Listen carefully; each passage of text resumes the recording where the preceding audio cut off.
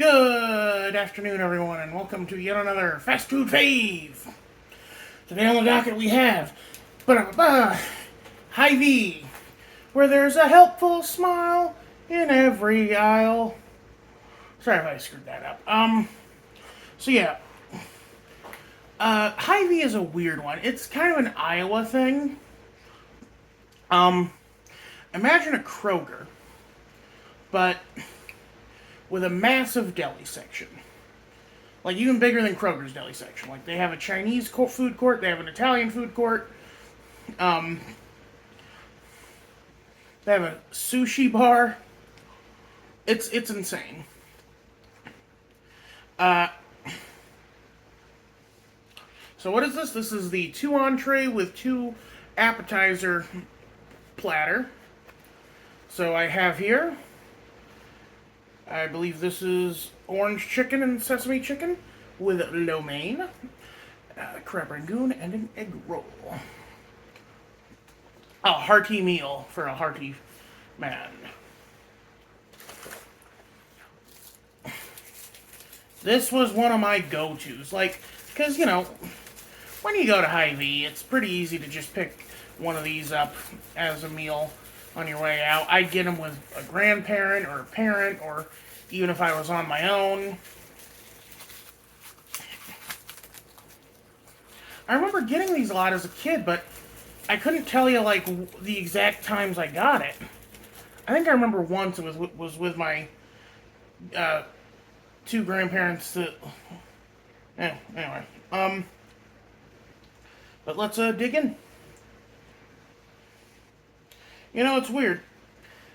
These have sesame seeds on it, but I swear that this would be the orange chicken because it's a darker color than this.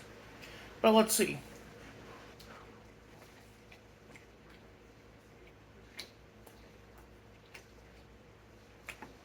I do believe that is sesame chicken, but let's confirm.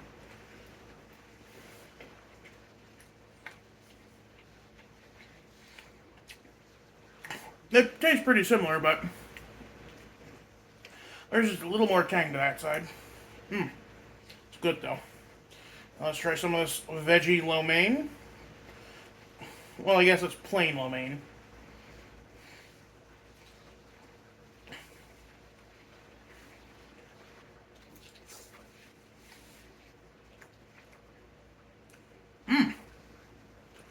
I love stir-fried noodles.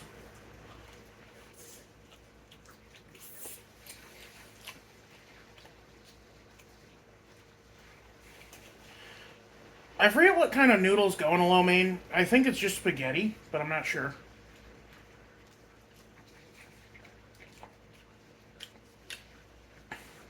But Hy-Vee is like a weird place. It is...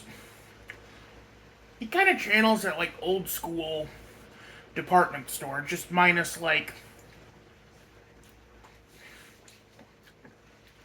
Just minus stuff like the technology section, the toy section, the tire section.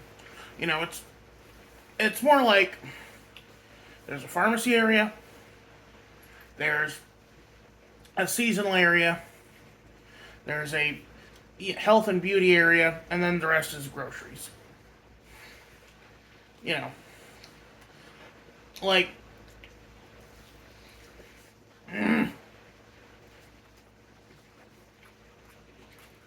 deep fried wonton wrap filled with happiness right there.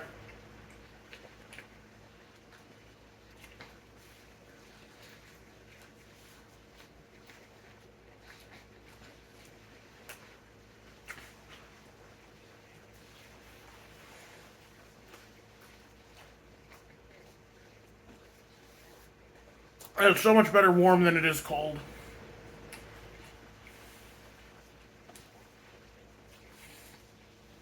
Because they'll sell you 3 egg rolls and 3 crab rangoon cold for $8. And you gotta reheat it yourself. And it's awful. Even microwaving it doesn't help. I guess you'd have to either air fry it or bake it to really get that good crunchy texture back.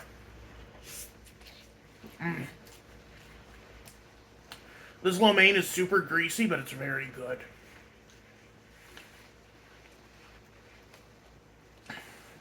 I've been watching a lot of a channel called Japan Eats, and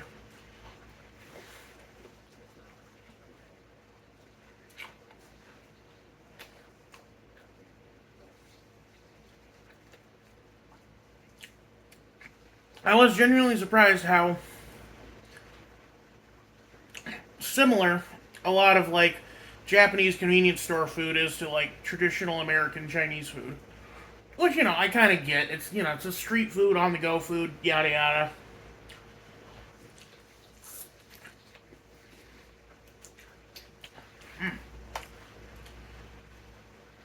Although, weirdly, one of the memories that always stuck with me about Hy-Vee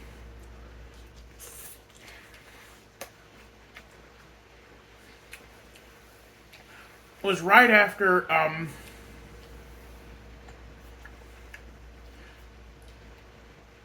Spirited Away had come out. I thought it was still in theaters. I think it was. Maybe it just had an extended run. But Hy-Vee had shelves full of Spirited Away DVDs, and my parents, I think, bought one because we were like, ooh, no. I think we didn't watch it until we were with our grandma Nancy, because like my grandma Nancy, the most wonderful woman on God's green earth, a very artistic soul. She's she's the grandma who would take us to the cartoon movies because she liked the art style. Like she enjoyed Pokemon 2000, taking us to see it because it even though it's a vehicle to sell video games and toys and trading cards to kids, it's still a very beautiful, well-made movie. Um, so yeah, she was kind of big on the Miyazaki films. Well, her daughter, our aunt, especially was. Mm. So yeah, our first Miyazaki film was Kiki's Delivery Service. We didn't even realize it was an anime film until much later. But because like Kiki's Delivery Service, you could argue, channels a lot of Western fiction, even though it is, because like, well, also it's got a very American localization with like Phil Hartman and Kirsten Dunst and mm. Oh Lord, what is her name as Tombo?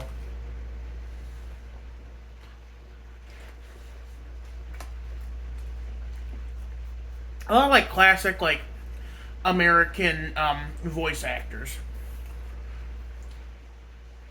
Like, oh man, her dad is played by oh, what is his name? He's like a really Bennett, something Bennett. Um Really famous American voice actors, done like everything. He was Joker and Batman Brave and the Bold and a bunch of other stuff. Or well, in that anyway. And then he was a big voice on Gargoyles. Jeff Bennett, that's it, Jeff Bennett. He's Johnny Bravo. But yeah, he's Kiki's dad, and I always think like back on that, like, you know, Miyazaki was a terrible parent and a terrible boss and a terrible husband.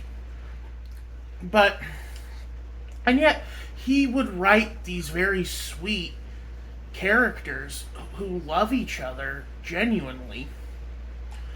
And there is kind of this feeling of like, like the only way he can express any form of love and affection is through animation. He literally cannot, like the man is cold as ice. I've always seen him as the direct inverse of Walt Disney because, like, Hayao Miyazaki is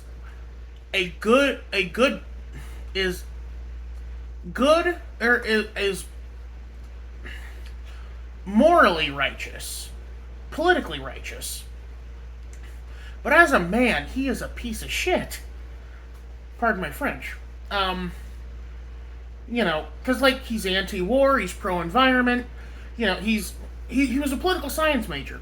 The man knows his stuff, but he's such a cold, aggressive human being. Sorry, cold, aggressive human being who worked a man to death, allegedly.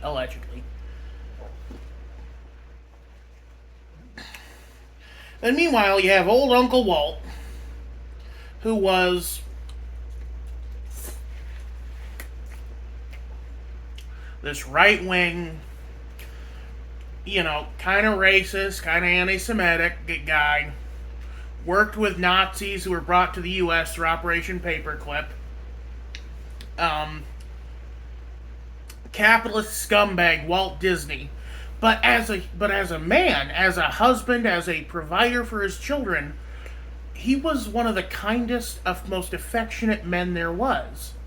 You know, he spent 20 years and millions of dollars to make a Mary Poppins film for his daughters. Like, as much as I fault the man for having the politics of, this, politics of his era, frankly, 1950s, like, Red Scare era capitalism, he still was, in many ways, a good man. He was a good man, but a terrible human being.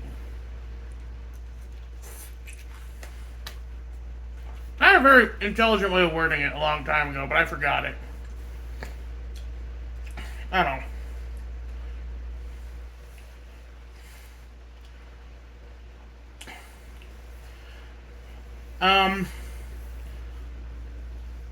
Anyway, we're talking about Hy-Vee.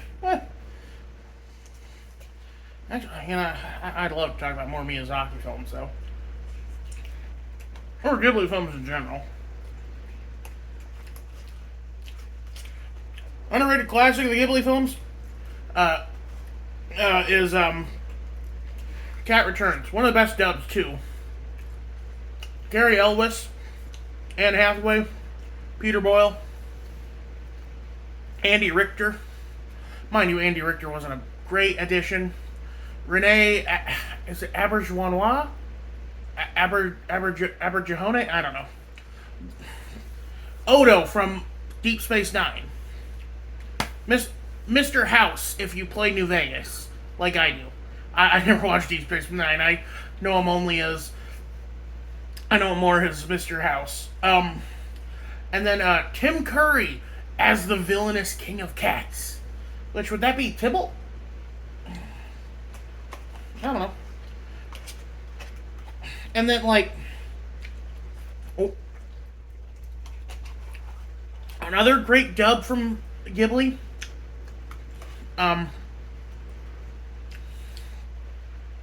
Howl's Moving Castle. It's a little weird that Howl, who is canonically in the books from the real world country of Wales, and is played by Christian Bale, who is a Welshman, but he does an American accent for Howl. That's a little weird, but no, Sophie, I forget her name, I think it's like Anna Paquin or something. The most heartbreaking sounding character in the movie. She just has this beautiful voice. Like, Howl, come find me in the future. Such a beautiful voice.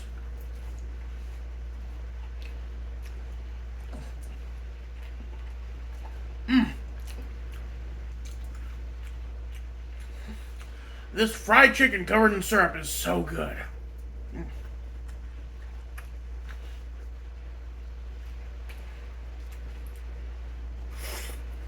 I feel like we kind of stepped away from where this whole thing began with me trying fast food items. So I'm trying to slowly walk it back to that.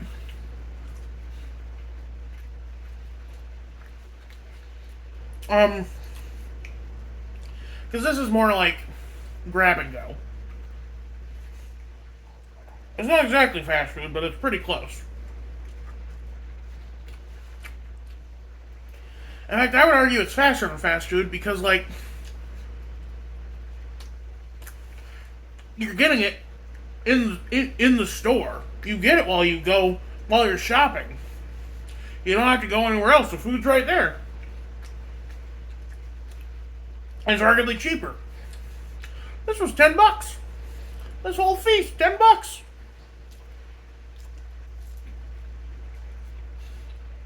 That's a good deal.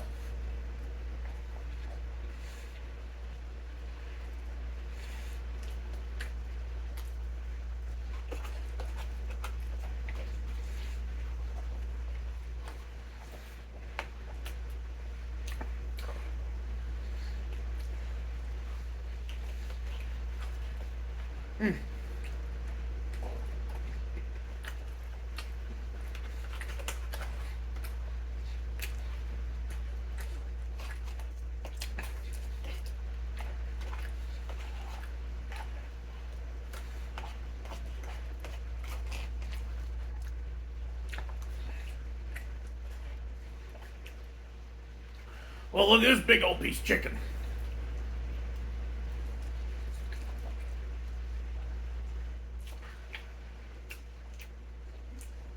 I don't know why I think Chinese food chicken tastes so much better than a lot of chicken stuff. Because they use dark meat. So it's a little more moist, keeps its flavor a little better. And it fries up so good.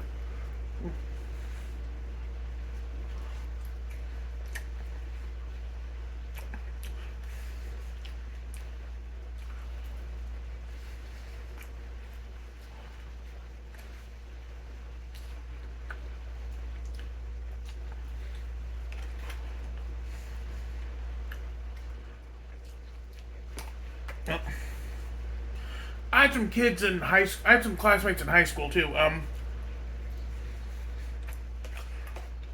In our intro to foods class,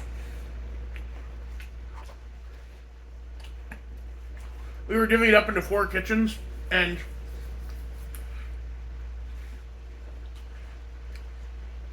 or 5 kitchens, I think. And the kids who were in the kitchen next to us were the pineapple kitchen because they were all labeled after fruit. And because a certain stoner comedy had just come out, they called themselves Pineapple Express. And one of them worked at Hy-Vee and absolutely loved it because he got discounts on the Hy-Vee Chinese, and he'd clean out the rotisserie chicken cooker, and he'd be like, "Oh man, nothing makes you hungrier than smelling all that fat and herbs and stuff." They were a fun bunch. Man, I had some really great classmates and some really terrible classmates. Oh man, alright. This last piece here.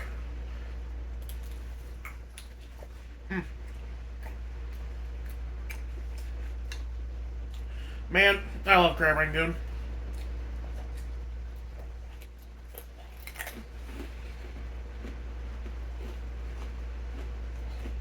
It's such a simple concept. It's a deep fried wonton stuffed with cream cheese and mock crab. And occasionally some green onion.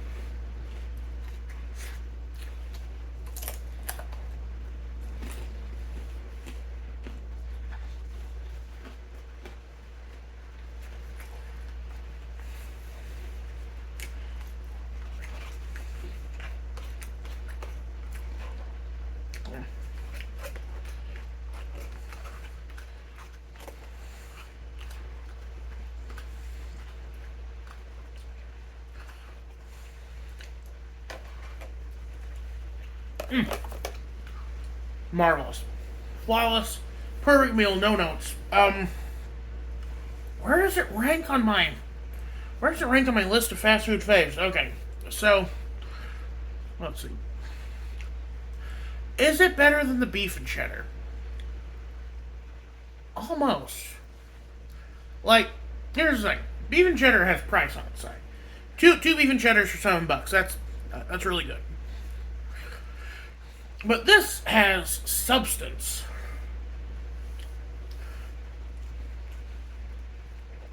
Like, you could work after a meal like this. You eat a beef and cheddar even too, you'd probably be like, I'm still a little hungry. That, though, that's a massive meal.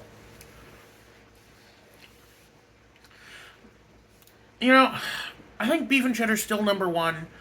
But I think this might, and then the ham and cheese. Oh, you know what? This really is kind of depends on what you want because sometimes you want that lighter side, so the ham and cheese would be better. So I'm gonna tie this with the ham and cheese. So this is tied for number two with the ham and cheese. So yeah, it's better than the Admiral's Feast because it does kind of satiate that deep fried craving, but for like over half the price, or less than for like less than half the price. I don't know. Because like $10 versus 24 bucks, I think. Excuse me. Better than the Famous Bowl because like the Famous Bowl, it's okay, but like the potatoes are really fake tasting, and also, um, they don't have the popcorn chicken anymore. And like, I know I'm being a little mean, but remember, you have to remember that these are things that made it to my fast food faves. I am trying to create a roster here. So yeah, I think that's where it stands. And then, oh god, I never rated the country fried breakfast. I think the country fried breakfast is actually the third tier now. So like, beef and cheddar, ham and cheese, and the Chinese food, and then the Grandpa's country fried breakfast, because that is a big honkin' meal, and it will keep you warm in the winter. Anyway, thanks for listening to me talk about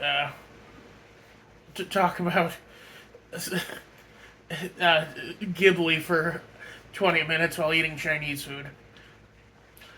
Ironically, I didn't talk enough about Spirited Away, which has a big scene of people gorging on Chinese food in it.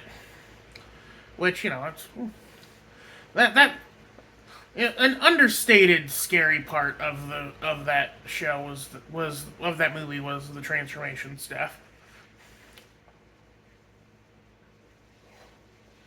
I do, and I know Ghibli doesn't like Disney anymore. So you're not going to get Todd Lasseter, or well, I mean, especially not now. But I mean, you're not going to get Todd Lasseter doing hey, you're about to watch a really special film. He's no longer going to do the introductions for the movies or anything like that. But I don't know. Disney was really good at localizing, localizing the Ghibli films. Like, there was a respect and I'm not sure how to say it, like, a prestige to it. Because it was Disney doing it. They were the ones distributing it, and they were doing a damn fine job, getting fantastic talent. Yeah, Michael Chiklis is Chihiro's dad. Liam Neeson as Ponyo's dad. They get some weird ones for the dads.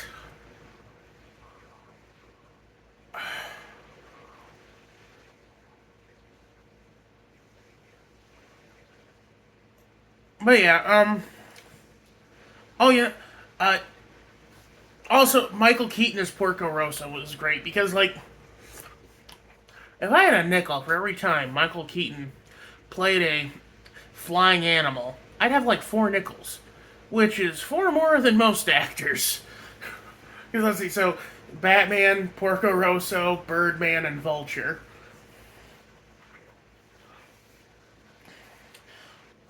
You will believe a pig can fly.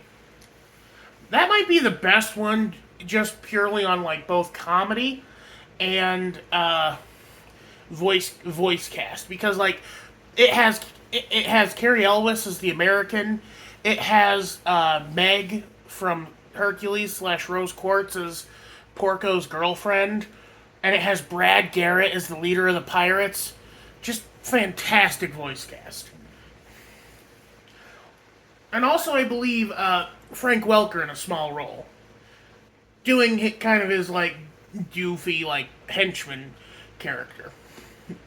So very similar to Ralph the Guard from Animaniacs.